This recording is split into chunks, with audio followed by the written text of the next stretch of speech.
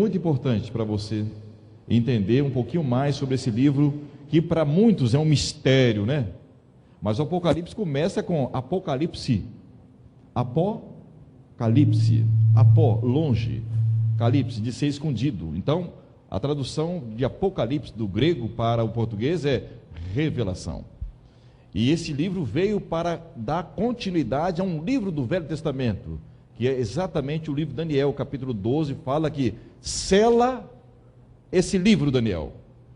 Porque daqui 600 anos eu vou escrever um outro livro, chamado Apocalipse, para dar continuidade naquilo que eu revelei para você aqui em Daniel capítulo 12. Em Daniel capítulo 12, versículo 12, nós temos lá, bem-aventurados que esperam e chegam até 1335 dias. E essa data começou no ano 508 e terminou no ano de 1843, quando nasce, dentro do campo profético, uma igreja, cumprindo Daniel capítulo 8, versículo 14, até 2300 tardes e manhãs, e o santuário seria o quê? Aí nasce um povo, e esse povo está olhando para mim aqui agora. E essa data foi 22 de outubro de 1844, quando nós confirmamos essa data em Apocalipse capítulo 11, versículo 19. Abriu-se então o santuário de Deus, e foi vista a Arca da Aliança. Cristo entra no lugar santíssimo e leva cada um de vocês para ver como é o trono de Deus, para que você saia do trono de Deus e agora revele isso para a humanidade, dizendo que lá em cima tem alguém que preocupa-se com você, e que está diante dos 10 mandamentos intercedendo por você. E Ele amou você porque Ele derramou o seu sangue na cruz do Calvário por sua causa. E Ele quer que você o aceite como Salvador. Esta é a nossa mensagem. Está claro? Então você, por fato de estar aqui, você é um privilegiado, porque você hoje está em cima de um campo profético, exarados em Daniel capítulo 8, 14 e Apocalipse capítulo 11, versículo 19. Amém? Amém. E hoje nós vamos ver que existe um grupo que vai sentar no trono de Deus. Vamos abrir Apocalipse capítulo 3, versículo 17. Aqui nós temos um outro marco profético muito interessante. Apocalipse capítulo 3, você tem cartas. Quantos gostam de receber cartas aqui? Levanta a sua mão. Hoje a gente recebe e-mail, né? Raramente a gente recebeu uma carta. Eu recebi uma carta agora de Manaus.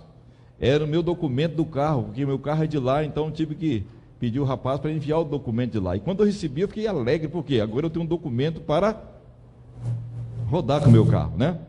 Agora, o interessante é que Deus, agora, sabendo dessas coisas, que nós gostamos de cartas, Ele escreveu quantas cartas aí no capítulo 2 e 3? 7 cartas. E cada carta desta foi um tempo na história. Mas qual é a última carta que ele escreveu aí no Apocalipse capítulo 3? 14 até o versículo 22. Endereçado a quem? O que quer dizer Laokaios no grego? Laodiceia. Laos, povo, de Kaios, julgamento, juízo. Então, julgamento do povo. Então, esse julgamento começou quando? Apocalipse 11, 19. Abriu-se então o quê? O santuário de Deus, foi visto o quê? A Arca da Aliança. Então começou o juízo do povo de Deus, a partir do dia 22 de outubro de 1844. E quando nós voltamos para a história e compreendemos que lá no ritual do santuário existia 7 festas. E quais eram as 7 festas que existiam lá? A Páscoa, pães asmos, a festa das primícias, a festa das trombetas, a festa dos tabernáculos, a festa da expiação. E está faltando uma. Hã? Uma festa, dentro das 7 festas cerimonial. Nós temos a festa da Páscoa. A segunda, pães asmo. A terceira, aconteceu no domingo, primícias, quando corpos ressuscitaram. E depois nós temos a festa do Pentecostes. Depois do Pentecostes vem a festa das trombetas. Depois das trombetas vem a festa da expiação. E depois da expiação vem a festa dos... É a última festa. Acabou as festas. Deus é um Deus de festa, de alegria. Agora, qual a festa que nós passamos a viver a partir do dia 22 de outubro de 1844, das 7 festas? Não ouvi? Hã? a festa da expiação, começou o juízo investigativo, a partir do dia 22 de outubro de 1844. Então, depois do dia da expiação, ou da festa da expiação, falta acontecer mais quantas festas? Porque a festa da Páscoa foi lá no Calvário, na sexta-feira. Dos pães asmos, foi no sábado após a morte de Cristo, começou a festa dos pães asmos. No domingo, houve a festa das primícias, quando as sepulturas se abriram, e muitos corpos saíram da sepultura.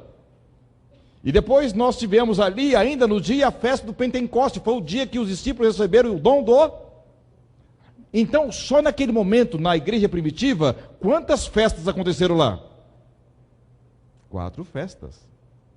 E posteriormente nós temos a data de 1840 até 43, nós temos ali, qual festa? Das trombetas, quando Guilherme Miller começou a pregar, proclamar o evangelho, dizendo, o juízo está chegando. E posteriormente nós temos a data 22 de outubro de 1844, que era o início da festa da expiação. Mas Guilherme Miller falou que Cristo ia voltar para purificar essa terra. Não era isto, é que Cristo ia sair do lugar santo, lá no terceiro céu, e ia passar para o lugar o quê? E nasceu um povo para falar isso para o mundo. Ninguém sabe disso, a não ser você. Mas o mundo precisa ouvir essas verdades empíricas da palavra de Deus. E por isso você está aqui, porque você foi escolhido por Deus para estar aqui. E o seu nome está na agenda de Deus. Eu não tenho dúvida.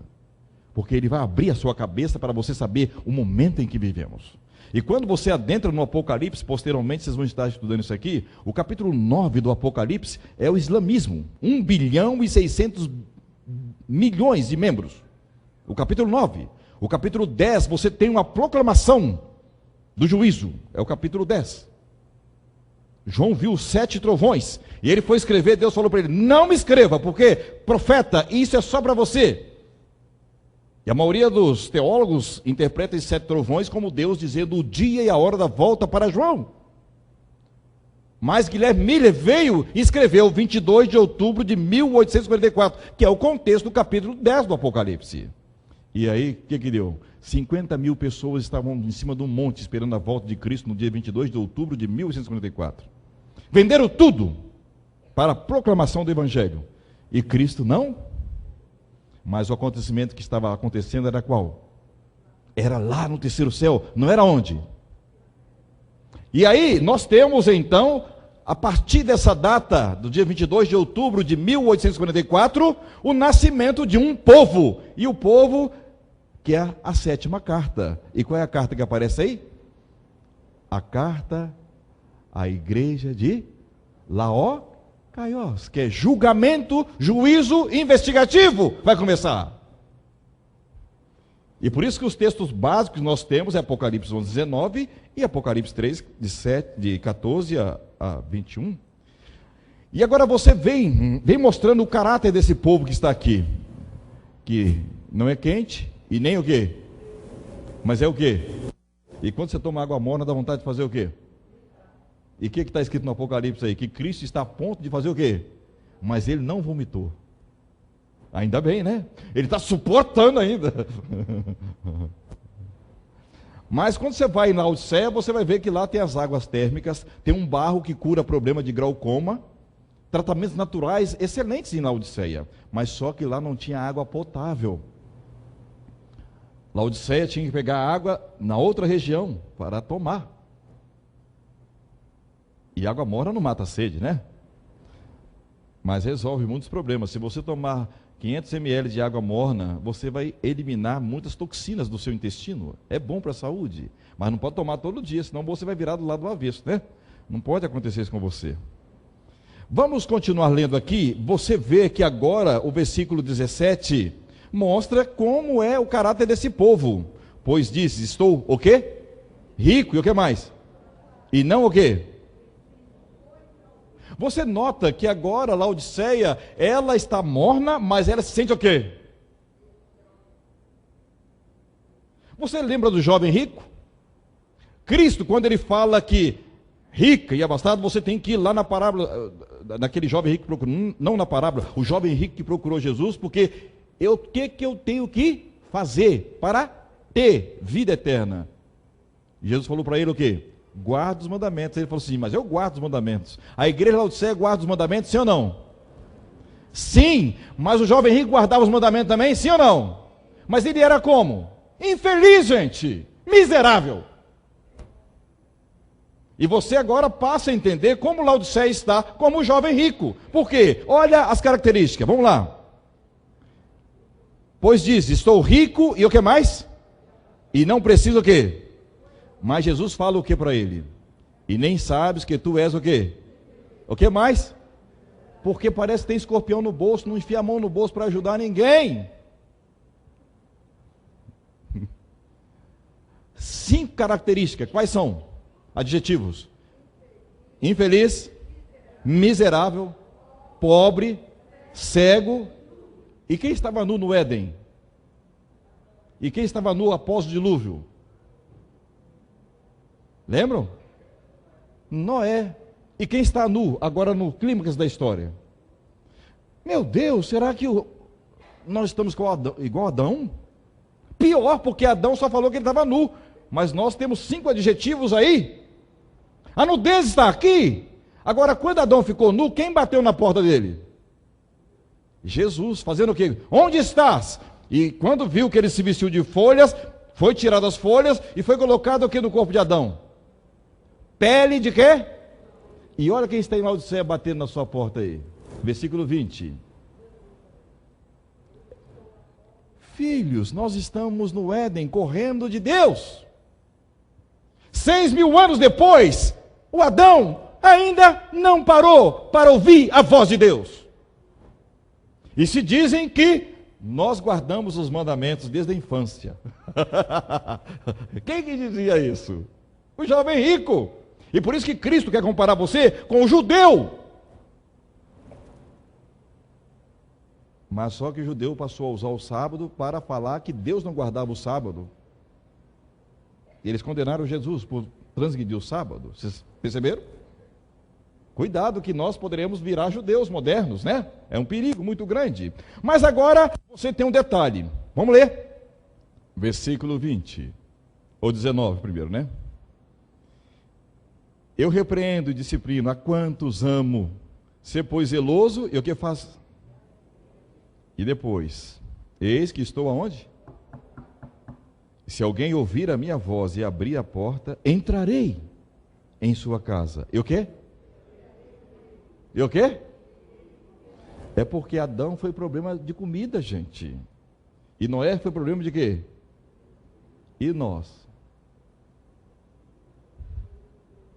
Eu não falei nada aqui, eu só estou estudando a Bíblia com vocês.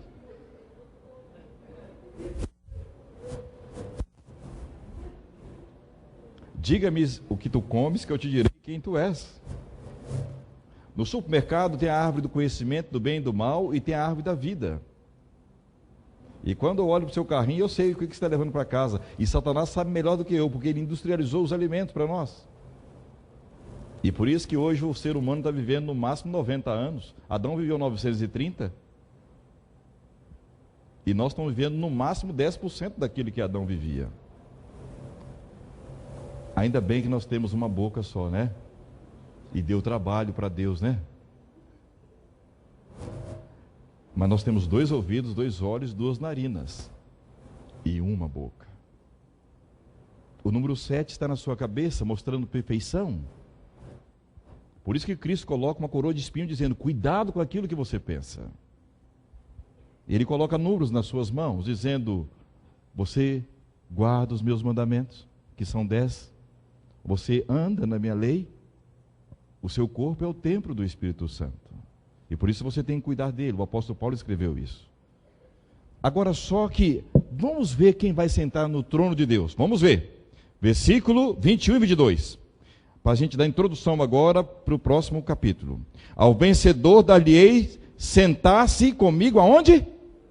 Oh, que privilégio! Quem deixou Cristo entrar. Assim como também eu venci e me sentei com meu Pai no seu trono. Quem tem ouvidos, ouça quem? Diz para quem? Ah, o Espírito Santo está falando para nós nessa noite. Mas o capítulo 4, o que vai mostrar para nós agora? O trono, gente. Porque a promessa do capítulo 3 foi que nós um dia ia sentar onde? Agora o capítulo 4 vem mostrar para você o quê? Quer saber como é que é esse trono? Quem quer saber, levanta sua mão. Senão eu oro aqui e nós vamos embora. É o trono de Deus. Vamos lá então.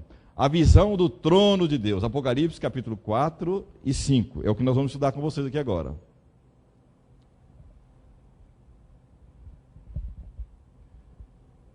Primeiro, o capítulo 1 mostra Cristo andando aqui dentro, olha.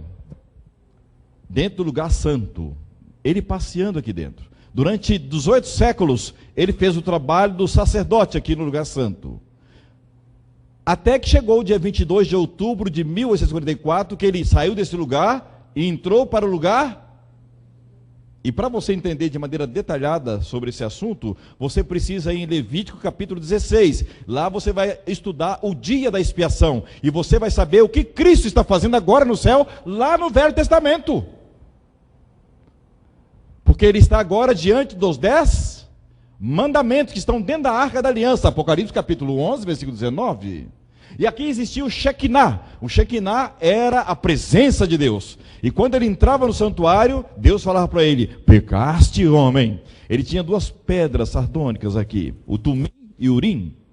E Deus comunicava com ele por intermédio dessas pedras. Este homem estava representando todas as tribos de Israel. Eram 12 pedras no peito e uma de cada lado, simbolizando as 12 tribos de Israel. Ele carregava Israel nos ombros e também no coração. E essas 2 pedrinhas que existiam do lado da estola sacerdotal, era o Tumim e Urim, por onde Deus conversava com ele. E ele falava assim para aquela voz que aparecia: pequei, Senhor. Mas ele enfiava a mão naquele sangue do cordeiro e julgava dentro da Arca da Aliança, na tábua da Arca da Aliança. E quando ele julgava, fervia esse sangue. E Deus apitava o Urim. E ele falou: nós fomos aceitos. E ele ia saindo de dentro do lugar santíssimo com toda a reverência, e lá fora tinha um bode vivo, e ele ali, todos os pecados que foram confessados, era julgado na cabeça desse bode, e esse bode era levado ao deserto, era morto. Apocalipse 20, exatamente isto. Satanás vai ser lançado no abismo durante 1000 anos, que é esse bode que está lá em Levítico 16. Deus já trabalhou tudo, Ele já abriu todo o leque para nós, de tudo que Ele vai fazer. É interessante demais. Pastor, para a gente guardar tudo isso na cabeça não é fácil. Mas, por isso que Cristo está falando que nós precisamos cuidar do nosso corpo. Amém? Amém. Amém. A única coisa que fica velha em nós é o corpo, mas a nossa mente sempre está jovem. A mente não envelhece. Se um jovem convida você para correr, você levanta para correr, mas quando você vai, como é que vai? Não dá mais. Mas a mente está sempre o quê? Por isso que Deus vai te dar um corpo de 1 tonelada para você cuidar. E para cuidar desse corpo, você precisa ter uma mente sadia. Adão pesava 1000 quilos. E olha o que aconteceu comigo. E com vocês também, né? Vocês também estão no pacote. Uma simetria perfeita, uma capacidade mental de armazenar 50 milhões de livros na sua mente. Olha o que acontece com a nossa mente. Não armazenamos nem texto da Bíblia mais. Vamos entrar no trono de Deus. Vamos ler o capítulo 4, versículo 1. Depois destas coisas, e qual coisas? O capítulo 1, capítulo 2 e capítulo 3, que Deus abriu o leque. Deus agora tem um mistério para mostrar para a igreja, mas primeiro Ele quer mostrar o trono que você vai sentar. Depois dessas coisas, olheis, e eis não somente o quê? Uma porta aberta no céu, como também a primeira voz que eu vi, como de trombeta, ao falar comigo, dizendo: sobe para aqui, e te mostrarei o que deve acontecer depois dessas coisas. E o que ele vai mostrar esse anjo? Os 7 selos, gente, serão abertos, porque os selos estão selados e ninguém no universo consegue abrir aqueles selos. E o anjo agora busca João e sobe com ele e mostra para ele uma porta aberta. Que porta era essa que estava aberta? Era a porta que abriu em 1844, conforme Apocalipse 3, que começou no dia 22 de outubro de 1854. Essa porta do lugar santíssimo foi aberta para que João pudesse ver a Arca da Aliança. E você viu também. Por isso que você está aqui. Vocês hoje são chamados de sacerdotes. Por quê? 1 Pedro 2,9. Porque vocês entraram no lugar santíssimo e viram os mistérios de Deus. E que nenhuma denominação aí fora sabe desses mistérios. Nós estamos aqui como representantes de Deus, sendo raça eleita, sacerdócio real, propriedade exclusiva de Deus, para proclamar as verdades que você acabou de ver agora. Amém, amém, pastor. Meu Deus, o que é que eu estou falando, pastor? Eu estou tremendo. Mas Deus é tremendo também, né? Mas ele não está tremendo não, viu? A importância que Deus deu para você pelo fato de estar aqui nessa noite. Vocês são representantes diretamente do trono de Deus. Ai, pastor, eu nem queria ouvir isso, porque agora você está colocando responsabilidade na minha cabeça. É mais ou menos isso. E por isso que agora ele é chamado para subir um pouco mais. Versículo 2. Imediatamente eu me achei como, gente? Em espírito. E eis armado no céu o quê? Ele vai mostrar o trono que você vai sentar nele. Porque ele prometeu no capítulo 3 que você ia sentar no trono. Será que eu vou ter a honra de sentar nesse trono, gente? É o universo, vai ver você sentado no trono. Vi armado um trono. E no trono, alguém o quê? Sentado. E esse que se acha sentado é semelhante ao quê? No aspecto, a pedra de jaspe.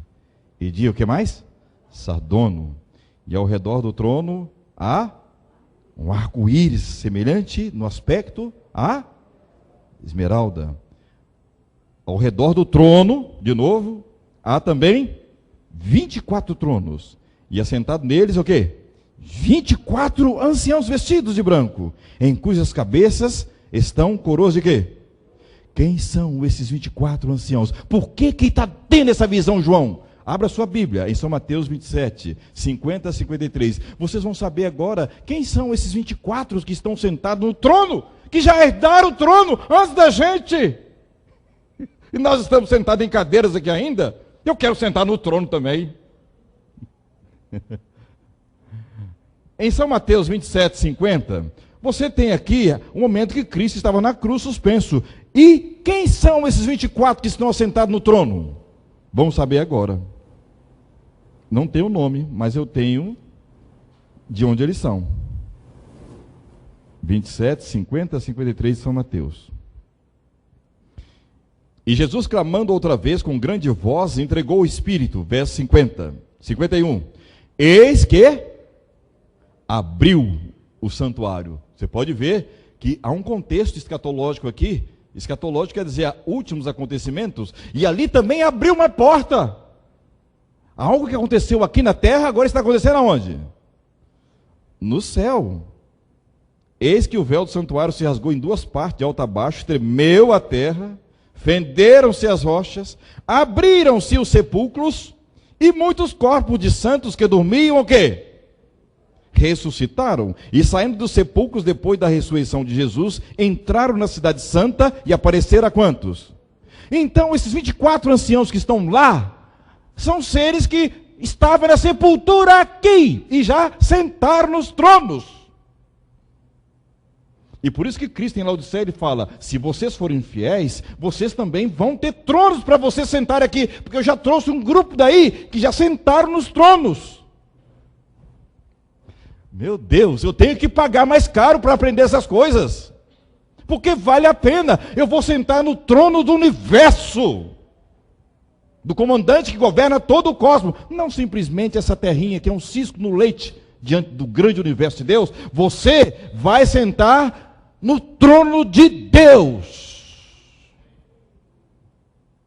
Meu Deus, eu preciso valorizar mais essas coisas que Deus tem me mostrado. Esses 24 seres estavam aqui na sepultura. E eles foram levados para as alturas e hoje já estão sentados mostrando que você também pode vencer. Mostrando que você também vai estar lá.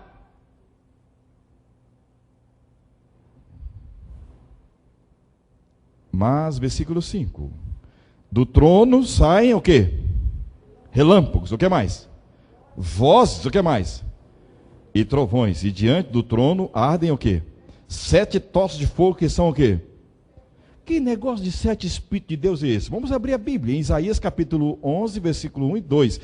A Bíblia, ela é um livro fantástico, e Deus colocou pepitas de ouro em cada parte da Bíblia, e você precisa, agora, com orientação do Espírito Santo, procurar esses tesouros. Isaías capítulo 11, versículos 1 e 2. E você vai entender os 7 Espíritos de Deus que são espalhados por essa terra. Vamos ler. Do trono de Jessé sairá um rebento, e das suas raízes um renovo. É o próprio Cristo. Repousará sobre ele o quê? O Espírito do Senhor. Vamos ver os 7 Espíritos? O Espírito de 1, de 2, Espírito de 3 e de 4. O Espírito de quê? 5. Viram? Quantos vocês viram aí? O Espírito do Senhor, o Espírito de sabedoria, o Espírito de entendimento, o Espírito de conselho e de fortaleza, e o Espírito de conhecimento e de temor do Senhor.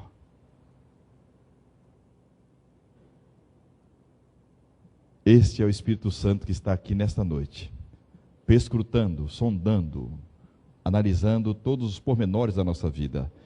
Ele está conosco.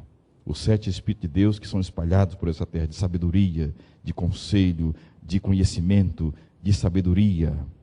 Versículo 6, há diante do trono como um mar de vidro, semelhante ao cristal, e também ao meio do trono, e à volta do trono, 4 seres viventes, cheio de olhos por diante e por detrás. Uma visão global de tudo o que acontece aqui nessa terra. São esses seres. Ele consegue perscrutar todas as coisas. Nada passa em uma folha que cai, eles analisam. E como eram esses seres? O primeiro ser vivente é semelhante a leão. O segundo semelhante a novilho. O terceiro tem um rosto como de homem. E o quarto ser vivente é semelhante a quando está voando. Abra sua Bíblia, Ezequiel capítulo 1. Vocês estão vendo a ginástica que Deus faz com a mente da gente? A gente tem que estudar a Bíblia. E tem que pesquisar, pastor, como que o senhor faz essas coisas?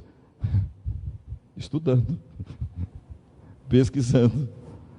E vocês poderão um dia eu sentar aí para ouvir vocês também. Porque Deus quer revelar aos seus filhos coisas maravilhosas. Ezequiel capítulo 1.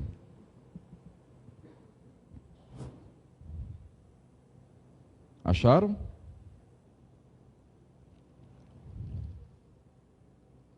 Nós temos aqui o capítulo 1 do livro de Ezequiel, que é quando Ezequiel estava na Babilônia. Está claro? E ele viu 4 rodas, mas ele viu também 4 criaturas. Versículo 20 em diante. Ele viu 4 rodas. As 4 rodas é norte, os 4 pontos cardeais da terra. Mas aqui existia também 4 criaturas. Para onde o Espírito queria, versículo 20, iam, pois o Espírito os impelia, e as rodas se elevavam juntamente com eles, porque nelas havia o Espírito de quem? Dos seres viventes. Andando eles, andavam elas, e parando eles, paravam elas, elevando-se eles da terra, elevavam-se também as rodas juntamente com eles, porque o Espírito dos seres viventes, sobre a cabeça dos seres viventes havia algo semelhante ao firmamento, como cristal brilhante que metia medo, estendido por sobre a sua cabeça. Por debaixo do firmamento estavam estendidas as suas asas, a de um em direção a de outro. Cada um tinha outras 2 asas com o qual cobriu o corpo, de um e de outro lado. Andando eles, ouvi tatalar das asas como o rugido de muitas águas, como a voz do Onipotente. Ouvi o estrondo tumultuoso, como o tropel de um exército. Parando eles, abaixavam as asas. Veio uma voz de cima do firmamento que estava sobre a sua cabeça. Parando eles, abaixavam as asas. Agora, quem estava no comando desta nave espacial que veio para o juízo investigativo nos dias de judeus, ou no dia do Judá? Versículo 26. Por cima do firmamento que estava sobre a sua cabeça, havia algo semelhante a um trono, como uma pedra preciosa. Sobre esta espécie do trono estava sentado uma figura semelhante a de quem? Quem é que estava aqui? E Apocalipse, ele mostra a mesma visão.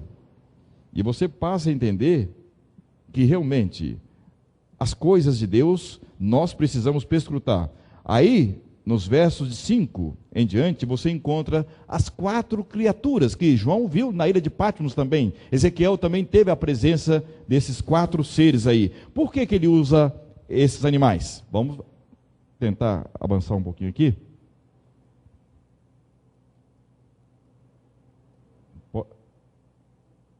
Eu estou precisando fazer um curso, como passar o slide aqui, entendeu?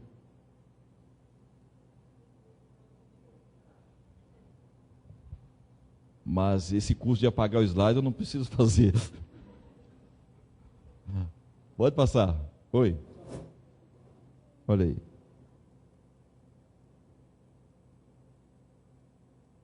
Deu agora? Eu vou perguntar para vocês, quem quer esse material aqui? Levanta a mão. Então é só pegar um pendrive, vai estar no computador ali, vocês poderão pegar. Aqui tem as datas de todas as igrejas. Olha aqui, eu coloquei para vocês aqui, tá? Essa igreja aqui que nós estamos vivendo agora, ó. Esta igreja aqui, Laodiceia, tá bom? É a última igreja, que é o momento. O capítulo 4, já falei sobre isso. Capítulo 1, visão, uma porta aberta, lugar santíssimo, uma voz como lugar santo. Então, o capítulo 1, e o capítulo 2 e o capítulo 3, a visão do lugar santo. E o capítulo 4 agora começa a mostrar o trono de Deus, que é o lugar, o quê? Que é a promessa que ele fez com a igreja de Laodiceia, que vocês iriam sentar onde? No trono de Deus. Ezequiel, um assentado no trono, Jesus, arco celeste, Noé. O arco-íris, como ele forma? A ciência explica hoje que o arco-íris é formado com a luz do sol, batendo em gotinhas de água, aí forma o prisma, né? Nós temos 2 qualidades de Deus aqui. A primeira coisa, a misericórdia dele, que são as gotinhas das águas. O sol, símbolo da justiça de Deus, e transforma no arco-íris. Por isso que é a promessa que ele fez a Noé também. Então, justiça e misericórdia estão expressadas aí no arco-íris. Agora você tem uma coisa interessante, que hoje o mundo secular pega o arco-íris e coloca num grupo.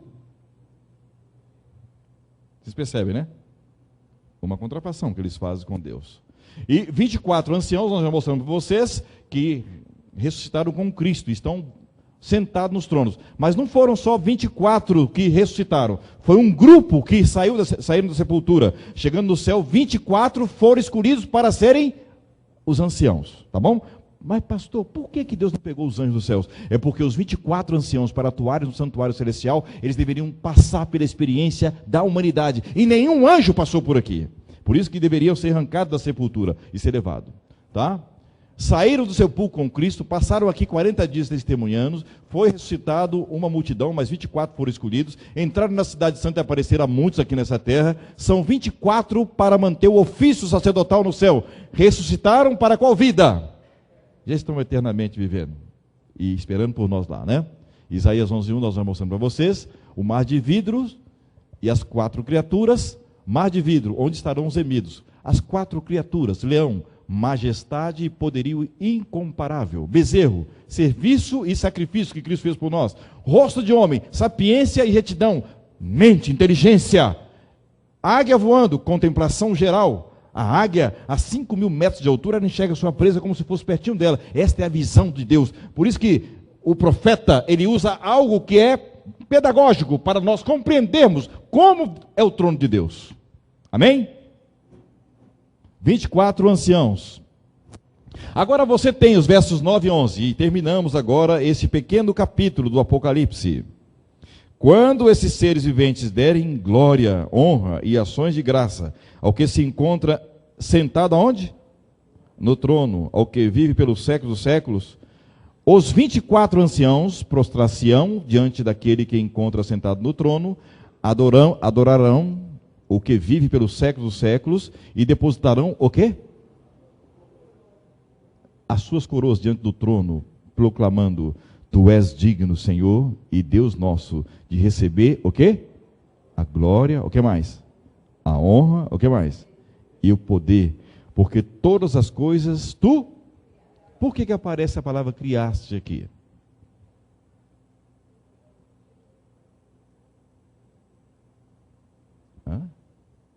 É porque aqui foi enfatizado a primeira mensagem angélica, 14, versículos 6 e 7. Vamos ler. Essa questão da criação aqui é muito importante para os últimos dias. Vi outro anjo voando pelo meio do céu, tendo o quê? Boas novas, evangelho eterno, para pregar aos que se assentam sobre a cada nação, tribo, língua e povo, dizendo em grande voz: temei a Deus, dai-lhe glória, pois é chegada a hora do seu juízo. E proskinel é a palavra grega, adorai, aquele que fez o quê? O céu e a terra e o mar e as fontes. Por que essa mensagem foi pregada em 1840? Porque Deus saberia que um dia ia levantar Darwin, ia defender o quê? Mas aqui no Apocalipse, os versos 9 a 11, é a confirmação que isso aqui foi criado, e no mundo futuro, eles vão questionar novamente a criação de Deus. Mas mesmo na eternidade, vão dizer que Ele criou os céus, a terra e o mar. E esse foco dessa mensagem aqui está focalizado em um mandamento, que se todos guardarem, não existiria ateu na terra. Lembra-te do dia. Esta é a ênfase de todos esses, e de maneira especial da primeira mensagem angélica. É mostrar que existe um Criador. E o capítulo 5, um livro selado com 7 selos. João fazia o que, gente? Chorava muito, pois você quer ler, mas não tem ninguém para abrir o selo. E aí, os versos 1 a 4, quem é digno de abrir o livro? E João está ali, ele foi levado até o céu, está procurando quem vai abrir esse livro. Quem poderia romper os selos e abrir o livro? Versos 3 e 4. E ninguém, João olhava para um, olhava para outro e não presenciava ninguém para abrir os selos, porque era um mistério da igreja que precisava ser aberto. Não chores, diz um dos anciãos. Eis que o leão da tribo de Judá. A raiz de quem? Para João lembrar que ele é daqui, dessa terra. Ele veio aqui. Venceu para abrir o livro e romper o quê? Ainda bem que nós vamos saber como será o futuro desse mundo. Uma única pessoa no universo de Deus foi achada digna de abrir o livro e remover os selos. Quem? Leão da tribo de Judá. E quem é esse leão? Vocês entendem agora por que Cristo teve que fazer esse ministério no céu? Porque ele precisava revelar para esta igreja que está aqui diante de nós o futuro. E ele vai revelar esse futuro para nós. Eu já falei para vocês que o capítulo 9 do livro de Apocalipse é o mundo islã que está aí crescendo. O capítulo 12 é o dragão perseguindo uma mulher, para voltar lá em Gênesis capítulo 3. O capítulo 13 do Apocalipse, nós temos duas poderosas nações que vão se levantar nos últimos dias, Roma e Estados Unidos. O capítulo 11 é a Revolução Francesa e é a França, que nos anos de 1793 até 1797, eles decretaram: Deus não existe, e tentaram mexer no ciclo semanal, colocando a semana com 10 dias, e cada 10º dia da semana era o dia na França. Eles decretaram a época da razão, a deusa da razão. O racionalismo veio porque a igreja estava destruindo Mendel, Copérnico, esses grandes cientistas. A igreja podava esses homens. Falavam que eles eram feiticeiros, e quando você tinha qualquer problema de saúde, você deveria procurar o sacerdote, e o sacerdote apenas estava com febre, ele sangrava você. A pessoa vivia ali naquela época, mais ou menos até 45 anos, porque a ciência era podada pela religião, e Deus deu uma podada na religião, mas a religião, quando foi podada, veio a França agora defendendo o quê? A razão. Deus não existe. Nós vamos agora para a ciência, e a ciência resolve o problema da humanidade. E por isso que a ciência, nesse momento, faz o quê? Ela desenvolve telefone, carros, televisão, e todos esses equipamentos que existem hoje. A Revolução Francesa fez isso. Sabe essa aliança que está no seu dedo aí? Você que é casado? A França criou essa aliança. Por quê? Porque se Deus não existe mais casamento religioso. Vamos fazer o casamento civil só. Nós vamos casar as pessoas.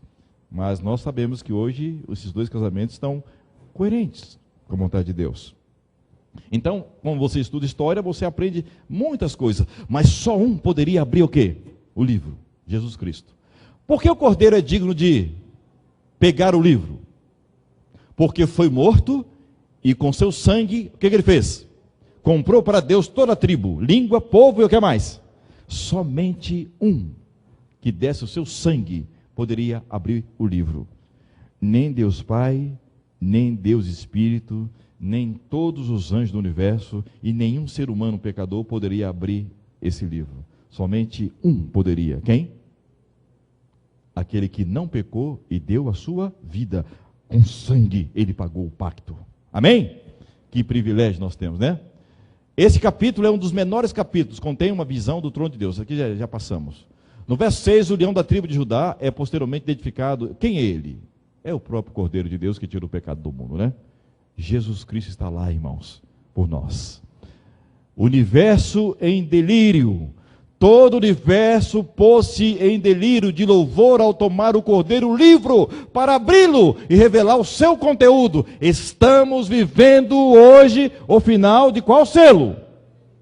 Por isso que Cristo precisava abrir esses mistérios para nós. Estamos vivendo o sexto selo. Estes selos todos já passaram. O primeiro selo que ele abriu, 31 a 100. O segundo selo que ele abriu, de 100 a 313. O terceiro selo que ele abriu, 313 a 538.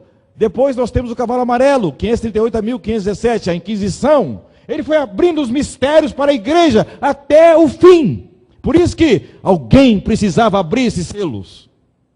E depois a reforma, 1517 a 1755, foi o quinto selo. O sexto selo começou em 1755.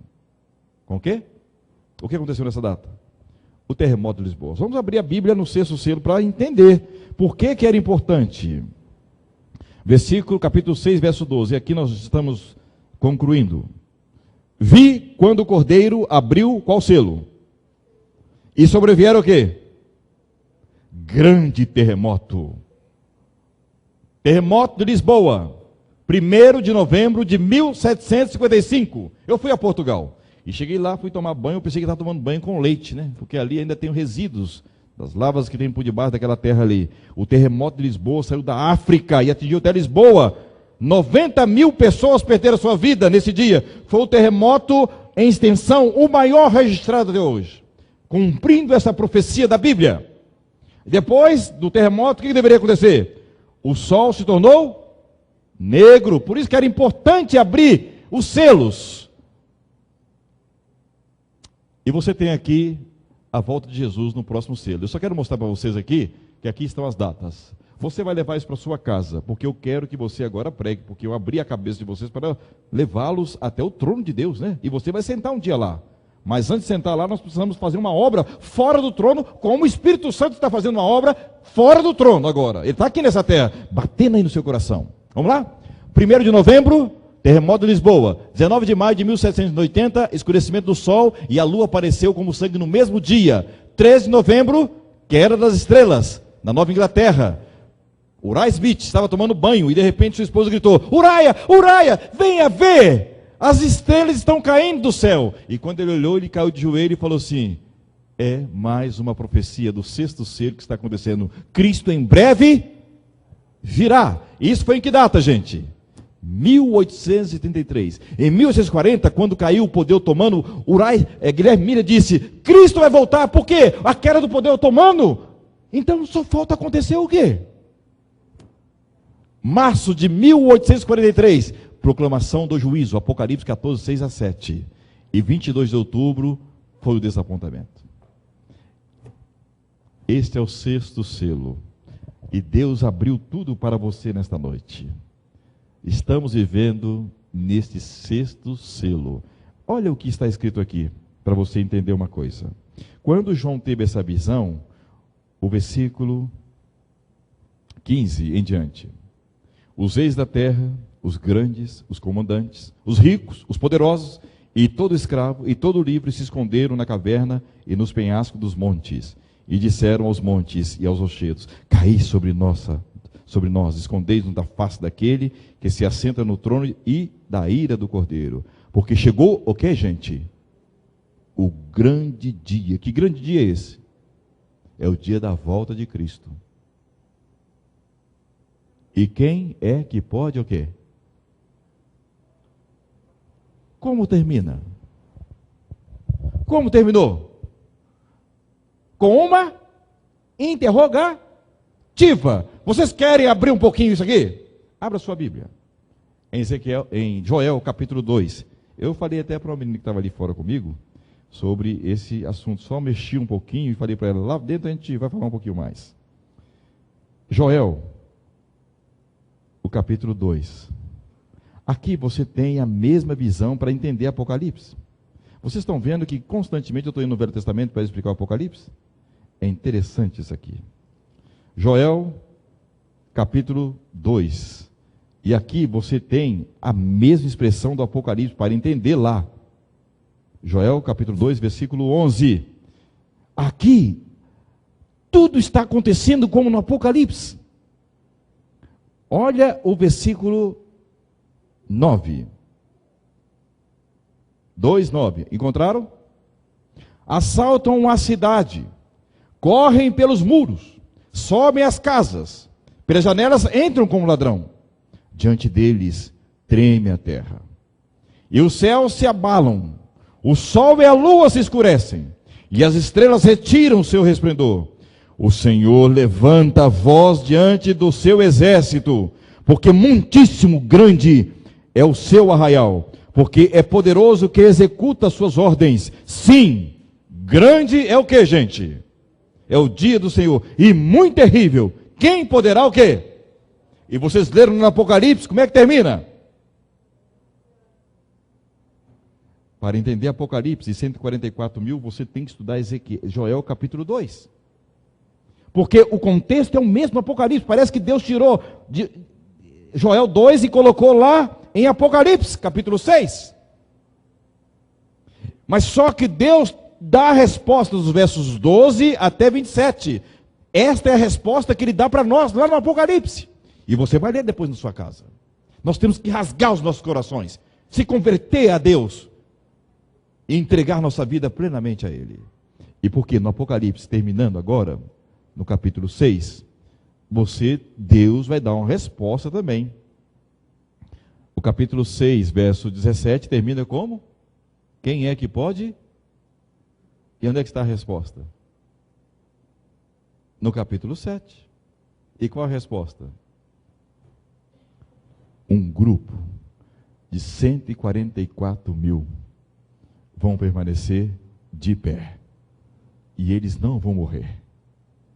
Eles vão ficar até a volta de Cristo, esperando, sem descer à sepultura. Deus responde para João, e ele também respondeu para Joel.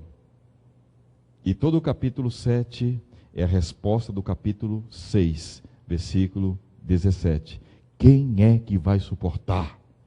O mundo virando do lado do avesso, terremotos, sol escurecendo, estrelas caindo, tudo se locomovendo dos seus lugares. Quem é que vai suportar? Deus fala, eu tenho um povo que vai ficar até a volta de Cristo. E quem sabe alguns de vocês vão estar lá. Prepare para esse momento. Digo. Hã?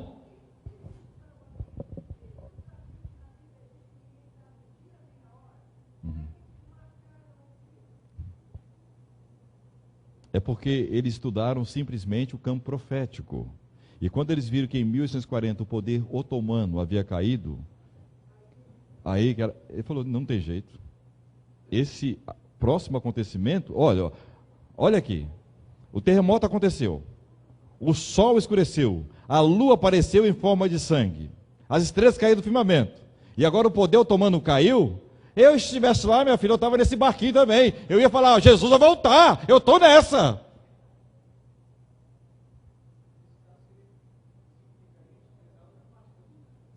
Correto? Mas o próprio capítulo 10, que é o texto que eles examinaram de maneira precisa, responde que não era a volta de Cristo. Era a mudança de Cristo do lugar santo para o lugar. E o livro de Daniel estava começando a abrir-se. E tinha muitas outras profecias para se cumprir, que é a pregação do evangelho a todo o povo, língua aí, que não havia acontecido. Mas eles ficaram tão empolgados com a mensagem, que agora fizeram o quê? Não tem jeito, é a volta de Cristo mesmo. E se você estivesse lá, meu jovem, você estava no barquinho também, a gente ia voltar decepcionado, né, das coisas, né? Pessoal, o que está acontecendo nesse momento? Aqui está o fechamento da porta da graça. Nós estamos vivendo qual selo? Por isso que Cristo precisou abrir o selo para nós entendermos, tá? Por isso que João chorava, eu preciso saber, e Deus abriu para vocês aqui. Nós somos privilegiados. Agora, quando fechar a porta da graça, continue o justo fazendo o quê? E continua imundo ainda sendo? O justo continue na prática e o santo continua Isso aqui depois do fechamento da porta da graça. Alguns estudiosos e o Espírito de Profecia fala que as pragas do Apocalipse vão durar cerca de 1 ano. Cerca de 50 dias cada praga vai cair sobre essa terra. Mas em locais diferentes. As 5 primeiras pragas vão atingir os 5 continentes da terra. Aí depois vem a batalha do Armagedon. E nessa batalha do Armagedon é uma guerra mundial entre o povo de Deus e o outro povo que não é de Deus. Cristo entra de um lado e Satanás entra do outro. E nesse momento virá Deus Pai batendo as suas palmas e vai dizer para todos os salvos vivos o dia e a hora da volta de Jesus. E nesse momento a lei de Deus vai aparecer no céu. Salmo 50, versículo 6 fala que o céu vai anunciar a lei de Deus. E o sábado vai estar com a auréola dourada, mostrando que Ele é o Criador, que não é Darwin que está certo, e que não é o Sol que é o Criador. Existe um mandamento que mostra, um mandamento que relaciona. O sábado, vocês leram na meditação do doutor Amin, nessa semana, né? O sábado, Ele é que guarda você dos perigos do mundo. Porque nele você não se envolve com os perigos do mundo. E nós guardamos o sábado? Guardamos, mas quem guarda melhor a gente é o sábado. Por quê? Ele te protege, né? Então até isso Deus dá um descanso para nós, né? Para a gente relacionar com Ele. É uma miniatura da vida eterna. Filhos, dentro em breve, Cristo vai sair daqui de dentro. Ele está nesse lugar agora, trabalhando 24 horas por dia em prol do pecador arrependido. Essa porta que foi aberta, ela não fecha mais. Mas a porta da graça, muito em breve, vai fechar. E tudo que você ouviu aqui vai acontecer.